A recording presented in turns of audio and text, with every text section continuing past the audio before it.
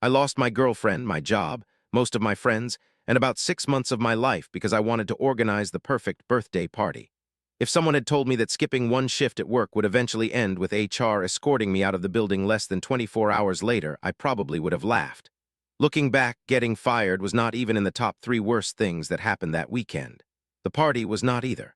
Honestly, the kiss barely makes the list. That's the funny part. Everyone who hears the story assumes the cheating was the big betrayal. It was not even close. 3 years ago, I was the kind of guy who planned everything. Birthdays, vacations, anniversaries. I even had spreadsheets for surprise parties because I hated forgetting stupid little details.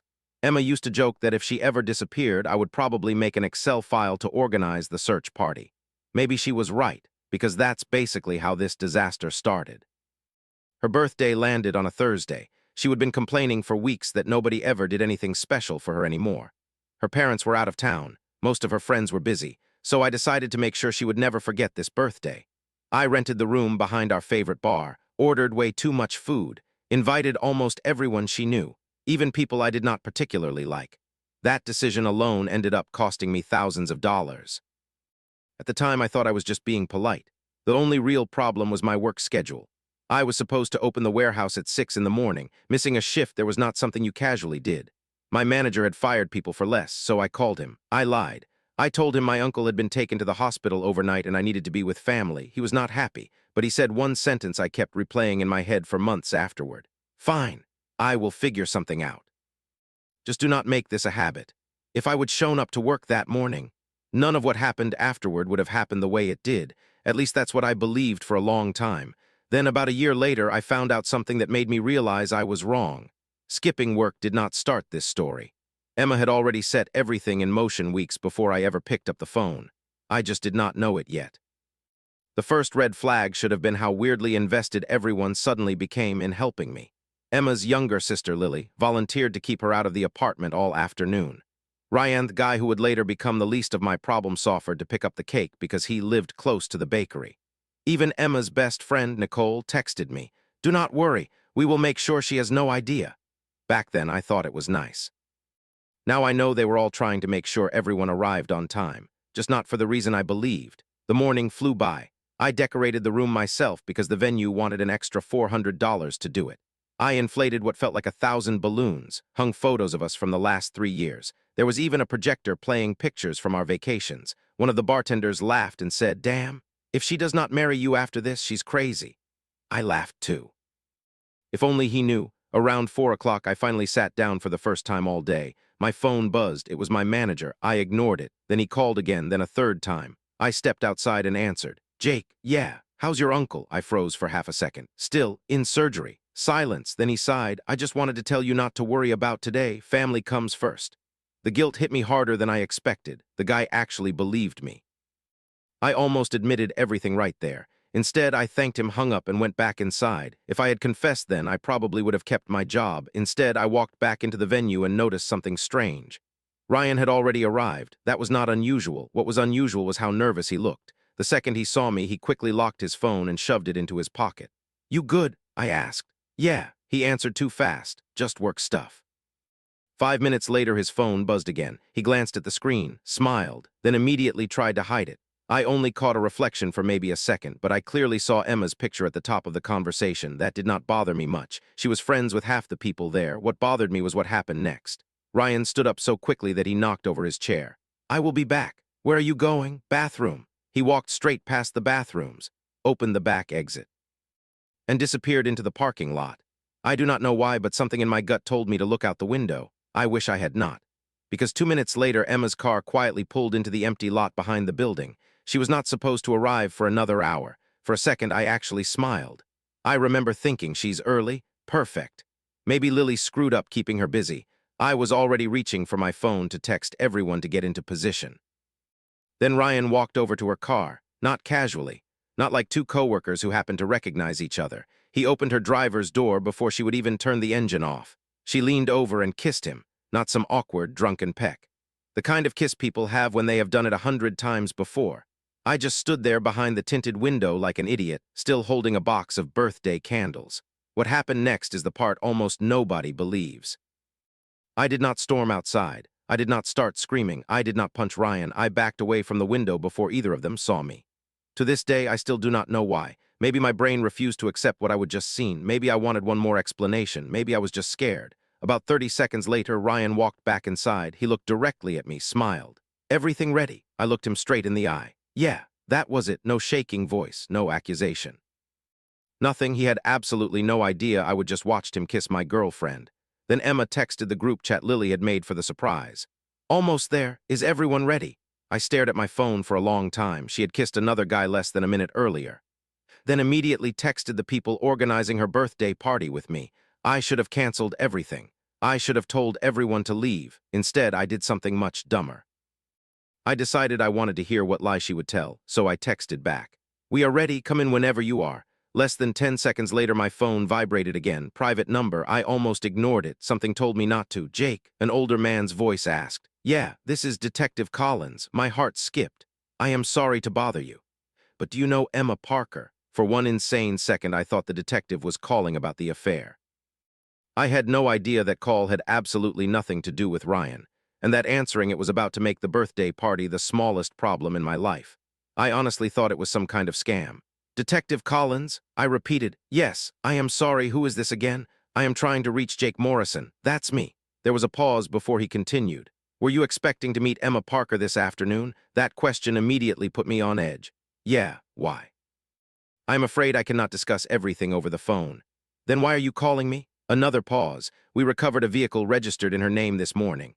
I looked through the window. Emma's car was literally sitting in the parking lot. I could see it. So, that's impossible. I am sorry. Her car is outside my building. No, he said calmly. The vehicle we recovered is approximately 80 miles from your location. I actually laughed. Then you have got the wrong person. We verified the VIN twice. I did not know enough about cars to even respond. The detective continued. We also recovered several personal items inside. Okay, there was paperwork listing you as her emergency contact. I turned back toward the parking lot. Emma was climbing out of her car. Ryan was already walking toward her like nothing had happened. Same car, same license plate, same dent on the rear bumper from when she would backed into a mailbox 6 months earlier. I could literally see it. Officer, I think someone is messing with you. I hope you are right. Then he asked something that made my stomach tight. Has Ms. Parker been acting differently over the last few weeks? I opened my mouth to say no. Instead, I remembered something I would completely forgotten. About a month earlier, Emma had come home furious because she had been pulled over. She spent almost an hour complaining that the officer had insisted the registration did not match the vehicle. She blamed the DMV, called the cop an idiot, even made me laugh about it. I never questioned it again. Now I was not laughing. Before I could ask another question, someone burst through the venue doors. It was Lily, completely out of breath. She grabbed my arm. Jake, do not let Emma see me. What? I was not with her. What are you talking about? I lied. You said you had been with her all day. I know. She looked like she was about to throw up. I have not seen my sister since yesterday. I stared at her. Then, who the hell has she been with? Lily looked over her shoulder like she expected Emma to walk through the door at any second. I was not with her, she repeated. I covered for her because she begged me. I folded my arms, covered for what? I do not know. Lily, I am serious. She just kept saying she would explain everything after her birthday. I wanted to believe her. But nothing about that day made sense anymore. First Ryan, then the detective, now this. Before I could press her any further, the lights suddenly went out. Someone inside shouted, "Positions, she's coming."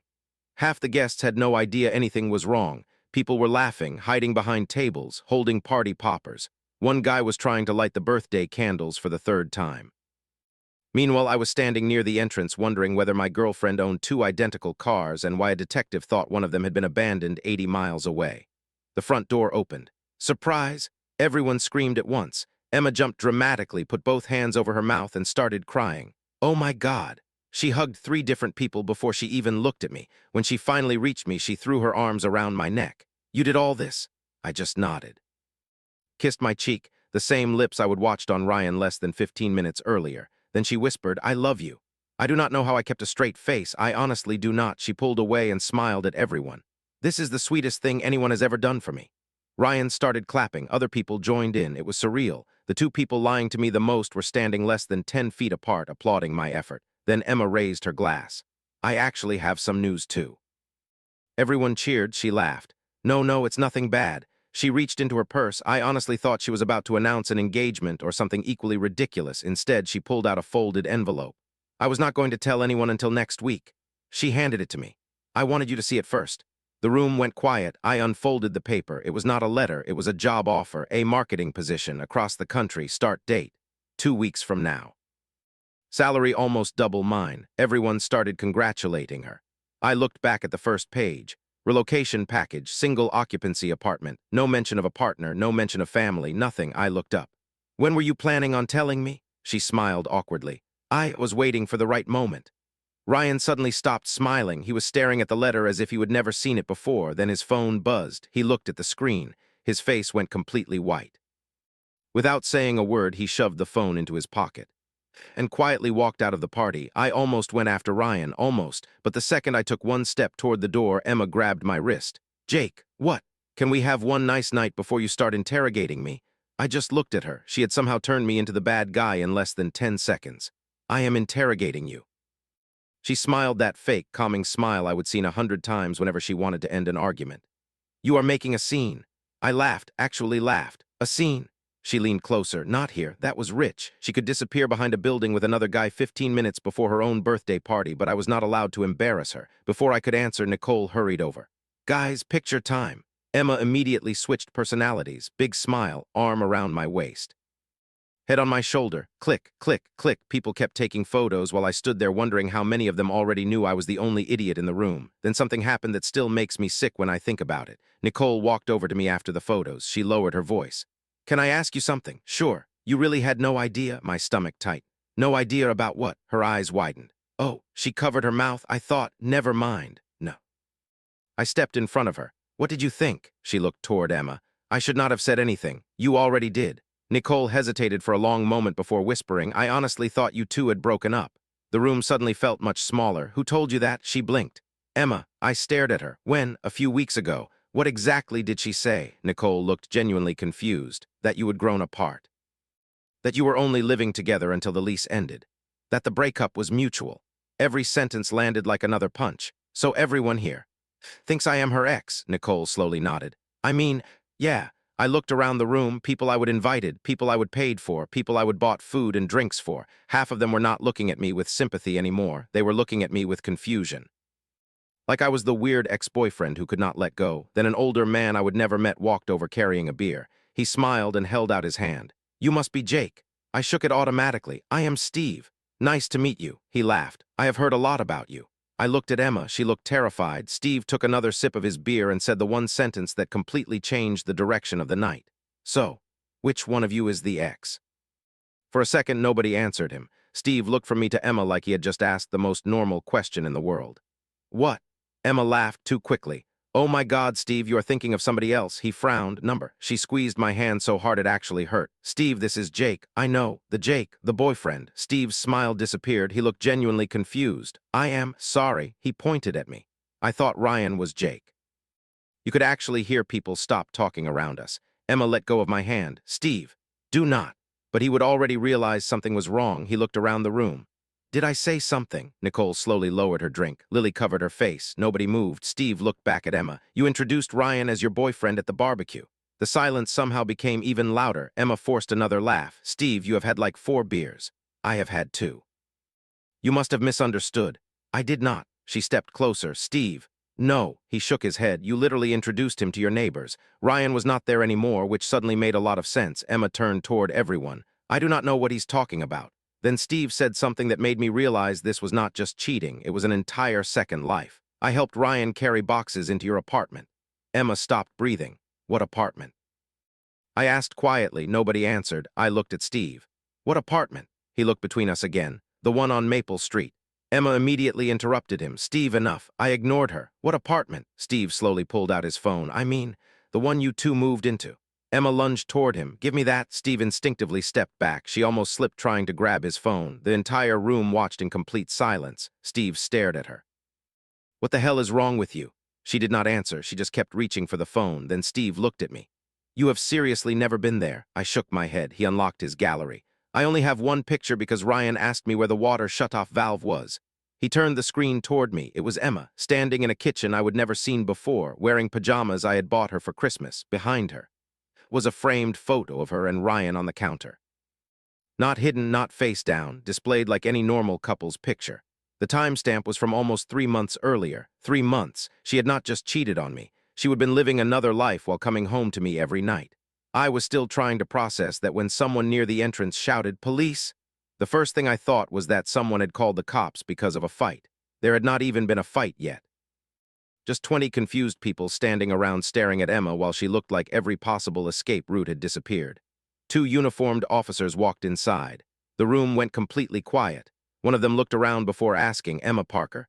She did not answer. He tried again. "Ms. Parker, I am Emma." He nodded. "We need to speak with you." She forced a smile. "Can this wait? It's my birthday." "No." The smile vanished. The second officer noticed me. "Are you Jake Morrison?" "Yeah, I believe Detective Collins spoke with you earlier." So it was not a scam, the detective was real, everything was real. Emma suddenly stepped between us. "He's not involved." The officer looked at her. "I did not say he was. I will come with you. We are not leaving yet." Then the older officer reached into a folder. "I just need you to explain something." He pulled out several printed photographs. One landed on the table, then another, then another. They were all pictures of Emma's car, or what I thought was Emma's car, except it was not. One had the front bumper ripped off. Another showed the airbags deployed. The last one showed the entire driver's side crushed against a concrete barrier. I stared at the photos, then through the window. Her car was still sitting outside, completely undamaged. "How?" I whispered. The officer answered before Emma could. "That's exactly what we would like to know." He turned another page. "The VIN on the wrecked vehicle matches the VIN registered to your car." Emma looked like she was about to faint. She could not finish the sentence. The officer continued. "The vehicle outside has a different VIN. Nobody in the room understood what he meant." Steve frowned. "So, there are 2 cars." The officer nodded. "As far as we can tell, someone has been driving a cloned vehicle." Every head slowly turned toward Emma. She immediately pointed at me. "I do not know anything about cars." Nobody had accused her of building one. The accusation made no sense. It was pure panic. Then Ryan came running back through the front door. He was sweating, completely out of breath. He did not even look at me. He looked straight at Emma.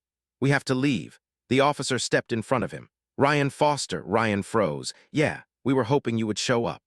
Ryan slowly looked at Emma. Emma slowly looked back at Ryan. Neither of them spoke. Older officer sighed. "I do not think either of you realizes. This stopped being a relationship issue several weeks ago." Then he opened the folder one last time. There was a body inside that crashed vehicle. For about 5 seconds, nobody moved, nobody even breathed. I honestly thought I would misheard him. "A what?"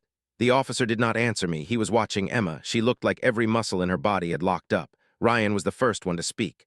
"What body?" "You tell us." "I do not know what you are talking about." The younger officer pulled another document from the folder.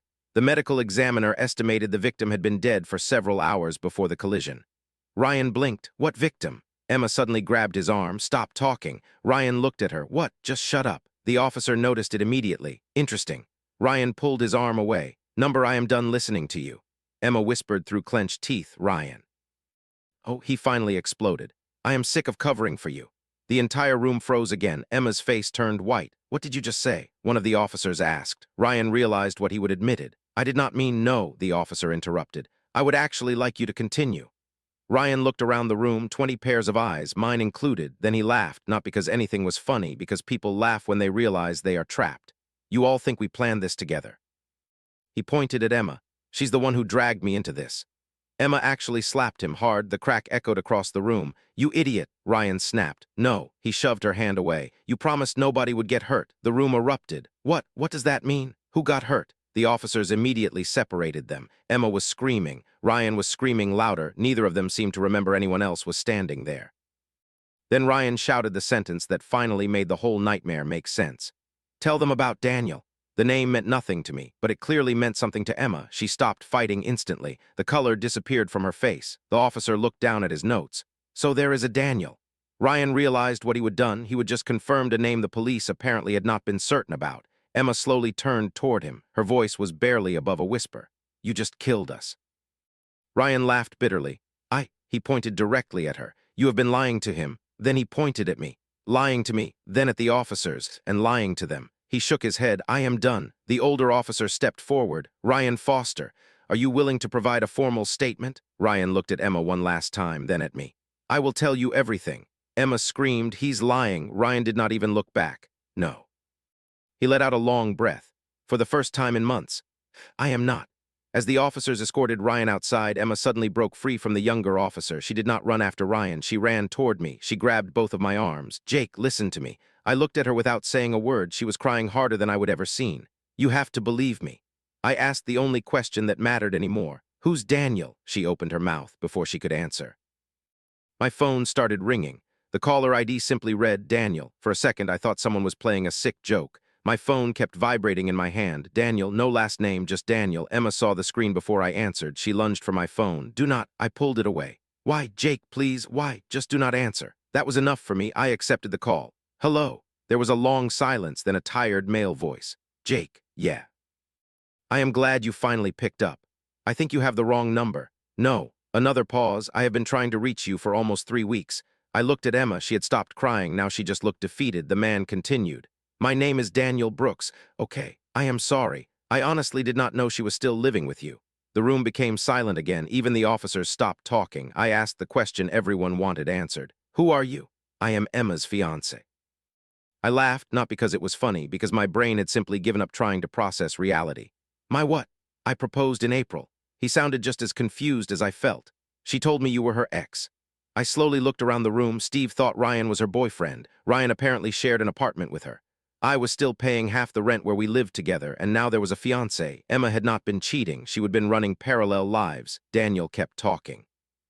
"I only found your number because I hired a private investigator." That caught the officer's attention immediately. One of them stepped closer. "Put him on speaker." I did. Daniel continued. "I started getting suspicious because she kept disappearing overnight. A few people in the room actually laughed in disbelief. Overnight, she had been disappearing from him. To come home to me," he continued. "The investigator found 3 different addresses. Our apartment, the Maple Street apartment, and a storage unit she visited almost every weekend." Ryan looked up. "What storage unit?" Daniel answered before anyone else could. "The one she kept telling me belonged to her late uncle." Ryan slowly turned toward Emma. "You told me it belonged to your father." Nobody spoke. Emma closed her eyes. Daniel was not finished. "The investigator also found something else." The officer asked, "What?" Daniel took a deep breath. "She had been using 3 different last names." The older officer rubbed his forehead. "I have been doing this job for 27 years, and I have never seen anything like this." Emma finally whispered, "I can explain." Nobody asked her to, not Ryan, not Daniel, not the police, not me. I looked at the woman I would spent 3 years planning a future with and realized something that hurt even more than the cheating. I had no idea who she actually was. The next morning, I lost my job exactly the way I expected. My manager had already learned that my family emergency never happened, and there was not much I could say in my defense. Strangely, getting fired barely registered. By then, I would spend the entire night giving statements to detectives, talking to a man who thought he was engaged to my girlfriend, and learning that another man believed he lived with her full time. Months later, the investigation revealed the truth. There was no murder. The body found in the crashed car belonged to a homeless man who had stolen the cloned vehicle after it had been abandoned following an unrelated fraud scheme. Emma and Ryan were not killers. They were fraudsters. Emma had built multiple relationships across different cities, using different names, different apartments, and different stories to manipulate people into paying her bills, signing leases, buying furniture, and financing the life she could not afford herself. Ryan knew part of the scheme. Daniel knew another part. I knew even less than either of them. Ironically, skipping work did not ruin my life. It accidentally ended the biggest lie I would ever lived inside. I found another job 6 weeks later. Daniel and I still exchange messages once or twice a year. Ryan testified against Emma to reduce his own sentence. And every birthday that comes around, I remember that the surprise party I spent months planning turned out to be the day 4 strangers discovered they would all been dating the same woman. The story has come to an end. Share, comment, and subscribe. It helps the channel grow.